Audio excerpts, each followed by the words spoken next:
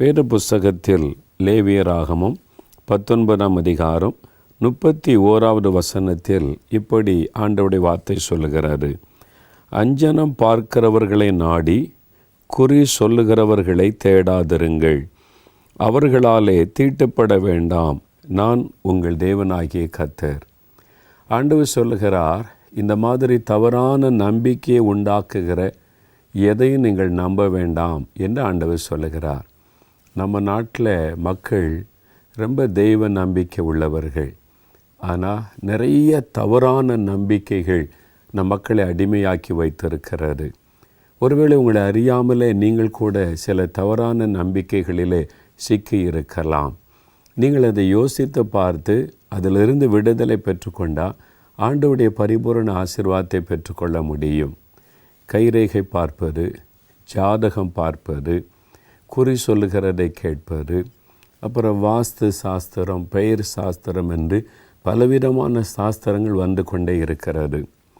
உங்களுக்கு இந்த தோஷம், நாகதோஷம், செவ்வாய் தோஷம், உங்களுக்கு இந்த மாதிரி ஒரு பிறப்பிலேயே இந்த மாதிரி காரியம், பிறந்த நேரம் சரியில்லை, உங்களுக்கு இப்போ டைம் சரியில்லை, அதனால் அவ்வளோதான், இந்த மாதிரியான வார்த்தைகளை பயன்படுத்தி அநேகர் குழப்பத்திற்குள்ளாக்கப்பட்டு சமாதானத்தை இழந்து சிலர் விரக்தி அடைந்து தற்கொலை நாடுகிற சூழ்நிலைகளை கூட நாம் பார்க்கிறோம். பிரியமானவர்களே, இப்படிப்பட்ட தவறான நம்பிக்கைகள் உங்களுடைய சமாதானத்தை கெடுத்துவிடும். உங்களுடைய ஆசீர்வாதத்தை கெடுப்பது மாத்திரமல்ல, உங்களுக்குள்ளே தவறான முடிவு எடுக்கும்படி செய்துவிடும். நீங்கள் யோசித்து பார்க்கணும், இந்த மாதிரி காரியம் உங்களுக்கு சொல்லப்படும் போது என்ன சொல்லுவாங்க? இதுக்கு ஒரு பரிகாரம் இருக்குது, அதுக்கு என்ன செய்யணும், இவ்வளோ பணம் செலவாகும், எப்பொழுது இதற்கு இவ்வளோ பணம் செலவாகும், இவ்வளோ பணம் செலவு பண்ணால் இப்போ சரி பண்ணிடலாம் அப்படின்னு சொல்கிறாங்களோ, நீங்கள் தெளிவாக அறிந்து கொள்ளணும். பிசாசு அதில் தந்திரமாய் செயல்படுகிறான், உங்களை வஞ்சித்து ஏமாற்றுகிறான் என்பதை. ஆண்டவருடைய ஆசீர்வாதம் என்றைக்குமே இலவசமாய் கிடைக்கக்கூடியது. அது இலவசம் என்றால் நம்முடைய பிள்ளைகள், அவர் நம்முடைய தகப்பன். தன் பிள்ளைகளுடைய காரியத்தை சரிப்படுத்த ஒரு தகப்பன் பணம் கேட்பானா?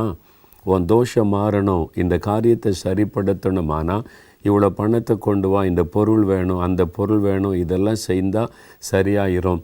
இதெல்லாம் சாத்தானுடைய தந்திரம்.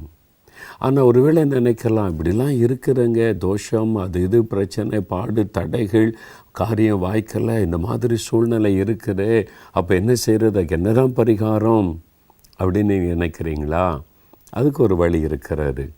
வேறு புஸ்தகத்தில் ஆண்டவர் சொல்லுகிறார். யாத்திராகமம் 15ஆம் அதிகாரம் 26ஆம் வசனத்தில், நானே உன் பரிகாரியாக இருக்கிற கர்த்தர், நானே உன் பரிகாரியாக இருக்கிற கர்த்தர். அவர் தான் பரிகாரம். அதுக்காகத்தான் ஒரு மனுஷனாக இந்த உலகத்தில் வந்து இயேசு என்ற பெயரில் நம்மை போல் ஒரு மனிதனாய் வாழ்ந்து நம்முடைய பாவங்கள், நம்முடைய சாபங்கள், நம்முடைய தோஷங்கள் எல்லாவற்றையும் சிலுவையில் சுமந்து விட்டார். கலாத்தியர் 3ஆம் அதிகாரம் 13ஆம் வசனத்தில் நாம் வாசிக்கிறபடி சிலுவையில் நமக்காக ஒரு சாபமானார்.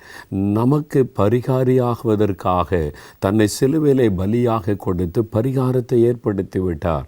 இப்போ நம்ம என்ன செய்யணும்? அதை விசுவாசித்தா போகிறோம். எங்கள் அப்பா எனக்காக சிலுவையிலே மரித்து எனக்கு வேண்டிய எல்லா பரிகாரத்தை செய்து முடித்தினார். இயேசுவே, நம்முடைய பிள்ளை தானே, நீர் என் தகப்பனாக எனக்காக எல்லாத்தையும் சிலுவையில் சுமந்து முடித்து விட்டேன். இந்த தோஷத்திலிருந்து விடுதலை தாரும், இந்த காரியத்துக்கு பரிகாரம் செய்யணுன்றாங்க, நீர் தான் என் பரிகாரி, இதிலேருந்து விடுதலை தாருன்னு கேளுங்க. இயேசு கிறிஸ்துவின் ரத்தம் பாவம், சாபம், எல்லா தோஷத்துக்கும் பரிகாரத்தை உண்டாக்கக்கூடியது. நீங்கள் விசுவாசத்தை ஜெபித்தா போதும், உடனே விடுதலை உண்டாகும். அதனால் பயப்படாதங்க. உங்களை குறித்தோ, உங்களுடைய பிள்ளைகளை குறித்தோ, குடும்பத்தை குறித்தோ யார் என்ன சொல்லி இருந்தாலும் அதுக்கு என்ன செய்கிறது, என்னதாயிருமோ, பயப்பட தேவையில்லை. வானத்தை பூமியை உண்டாக்கின சர்வ வல்லமுள்ள தேவன், அவர் மீது விசுவாசம் வைங்க.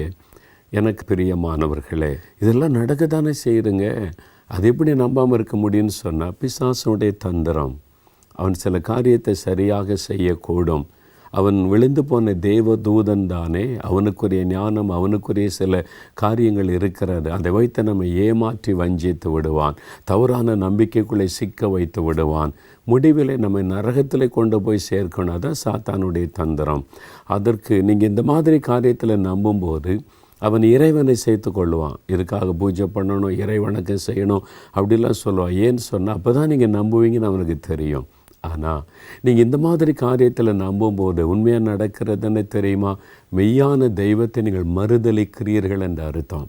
ஒரு தவறான நம்பிக்கையில் ஒரு காரியத்தில் நம்பிக்கை வைக்கும்போது நீங்கள் இறைவனை மறுதலிக்கிறீங்க. உங்களை அறியாமலேயே அவரை புறக்கணிக்கிறீர்கள். அதுதான் உங்களுக்கு சாபமாய் மாறிவிடும். பிசாசு அநேகரை தங்களுடைய பணம் சம்பாதிப்பதற்கான ஆசையை காட்டி பல மக்களை இப்படி ஏமாற்றி வஞ்சித்து கொண்டிருக்கிறான். உங்கள் வாழ்க்கையில் இப்படி ஏதாவது ஒரு தவறான நம்பிக்கை நிமித்தம் பயப்படுறீங்களா? தோஷம் அல்லது ஏதோ ஒரு காரியம் நேரம் சரியில்லை, அது சரியில்லை என்று குழம்பி போயிருக்கிறீங்களா? பயப்படாதுங்க. இயேசு கிறிஸ்துவால் தீர்க்க முடியாத காரியம் ஒன்றுமில்லை. அவர்தான் பரிகாரி. இயேசுவே, எனக்காக சிலுவையிலே மரித்தீர். இந்த காரியத்தில் இப்படிலாம் சொல்கிறாங்க, எனக்கு பயமாக இருக்கிற உதவி செய்யும். அப்படியே நீங்கள் ஜெபிக்கலாம். உடைய மனசில் என்ன தோணுதோ சொல்லி ஜெபிங்க. ஜெபம் பண்ணலாமா? ஆசீர்வாதத்தின் தடை மாறப்போகிறது. எல்லா தோஷெல்லாம் மாறப்போகிறது. இயேசுவின் நாமத்தினால நாம் ஜெபிக்கலாம். தகப்பனே, இந்த வார்த்தைகளை கேட்டு என்னோடு இணைந்து ஜெபிக்கிற இந்த பிள்ளைகளுக்காக உம்முடைய முகத்தை நான் பார்க்கிறேன் அப்பா. தவறான நம்பிக்கைகள் நிமித்தம், தவறான வார்த்தைகளை கேட்டது நிமித்தம் மனக்குழப்பத்தோடு, பயத்தோடு, கலக்கத்தோடு இருக்கிற இந்த பிள்ளைகளுக்காக ஜெபிக்கிறேன் அப்பா. பொல்லாத பிசாசை கடிந்து கொள்ளுகிறேன்.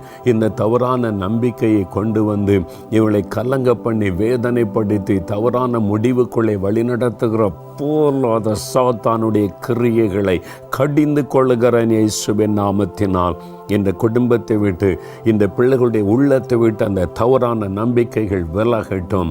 நீர் கல்வாரி சிலுவையில் இவர்களுக்காக மரித்தீரே, இவர்களுக்காக பரிகாரியாக சிலுவையில் எல்லாவற்றை சுமந்து முடித்தீரே. நீர் அதை நினைத்தருளும். இப்பொழுது உம்முடைய வல்லமை கடந்து வரட்டும் இயேசுவின் நாமத்தில். ஆசீர்வாதத்தின் தடைகள் விலகட்டும் இயேசுவின் நாமத்தில். இயேசுவின் இரத்தத்தின் வல்லமையினால் தடைகள் மாறுவதாக. ஆண்டவரே, திருமண காரியத்தின் தடைகள் விலகட்டும் இயேசுவின் நாமத்தில். குழந்தை செல்வத்திற்கான தடைகள் விலகி காரியம் வாய்க்கட்டும் இயேசுவின் நாமத்தில். வியாபாரத்திற்கான தடைகள் விலகட்டும் இயேசுவின் நாமத்தில். பாதிக்கப்பட்டிருக்கிற குழந்தைகள் மீது உம்முடைய இரத்தத்தின் வல்லமை இறங்கட்டும். நோய்கள் இயேசுவின் நாமத்தில் விலகட்டும். எல்லா வியாதிகளும் வேதனைகளும் இயேசுவின் நாமத்தில் மறையட்டும். வியாதி படுக்கையில் இருக்கிறவர்கள் இயேசுவின் நாமத்தில் சுகம் அடையட்டும். இயேசுவின் இரத்தத்தின் வல்லமை உள்ளுக்குள்ளே பாய்ந்து வரட்டும். இந்த தவறான நம்பிக்கைகளுக்குள்ளே, குறி சொல்லுதலுக்குள்ளே, ஜாதகத்திற்குள்ளே, இந்த மாதிரி தவறான காரியத்திற்குள்ளே ஒளிந்திருந்து கிரியேச்சுகிற பொல்லாத சாத்தானுடைய வல்லமை நான் கடினப்படுத்துகிறேன். இன்றைக்கு ஒரு அற்புதம் நடக்கட்டும். உம்முடைய பிள்ளைகளுடைய பயங்கள் எல்லாம் மாறி சந்தோஷம் இயேசுவின் நாமத்தில் உண்டாகட்டும். நீர் அப்படி ஆசீர்வதித்ததற்காக ஸ்தோத்திரம், ஸ்தோத்திரம். இயேசு கிறிஸ்துவின் நாமத்தில் ஜெபிக்கிறோம் பிதாவே. ஆமேன், ஆமேன். பிரியமானவர்களே, ஆண்டவர் ஜெபத்தை கேட்டார், உங்களுக்கு அற்புதம் செய்து விட்டார். ஒரு நாளும் தவறான நம்பிக்கைகளுக்கு இடம் கொடுத்துடாதங்க. சத்தியம், வேத வசனம் தெளிவாக நமக்கு எல்லாவற்றையும் சொல்லுகிறது. தெய்வத்தையும் நம்மை குறித்தும் ஆண்டவருடைய திட்டங்களை தெளிவாக நீங்கள் அறிந்து கொள்ளலாம். இதை வாசித்தீங்கன்னா சந்தோஷமாக இருக்கலாம், மகிழ்ச்சியாக இருக்கலாம். இன்று முதல் அந்த தடைகள் மாறிவிட்டது, தோஷெல்லாம் நீங்கிட்டு இயேசு பரிகாரம் பண்ணிட்டார். பயப்படாதங்க. இனி நீங்கள் பயந்து கொண்டு இருக்கிற காரியத்தில் அற்புதம் நடக்கும். தடைகள் மாறிவிட்டது, காரியம் வாய்க்க சந்தோஷமாக இருங்க. அற்புதத்தை காண்பீங்க. ஆமென்.